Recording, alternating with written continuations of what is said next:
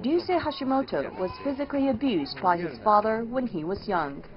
At first, he was reluctant to speak out about his past, but over the years, he found the courage to share his experience with others. Beating and kicking was every day. I was ironed, sometimes locked outside naked on a winter day. My father and stepmother would tell me every day that I should rather die.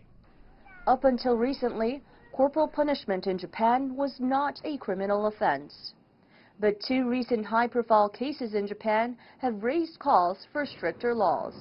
Legislation to ban corporal punishment is now making its way through parliamentary proceedings.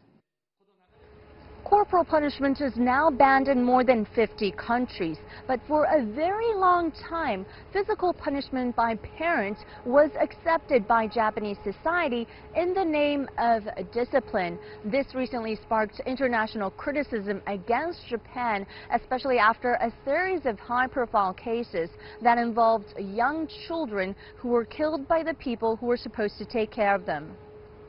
Police data shows the number of suspected child abuse cases hit a record high in 2018. That's up more than 20% from a year earlier. Authorities say part of the reason is because rising social awareness is encouraging more people to report alleged cases of abuse. But despite growing awareness and tougher laws, critics point to an overall lack of support for abused children. Child welfare centers are struggling to cope with a surge in child abuse cases because of inadequate resources and expertise to protect the victims.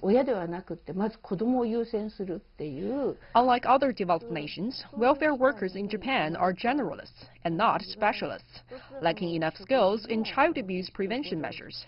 They have also long focused on supporting the parents, not the children. That is why at times abused or neglected children are sometimes sent back to their parents too early. Hashimoto believes that nothing will change unless people know what's happening behind closed doors.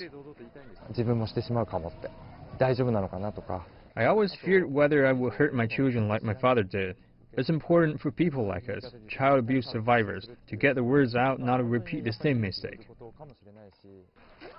He's now determined to share the love he couldn't get with his two young children, to prove that survivors can break the cycle of abuse.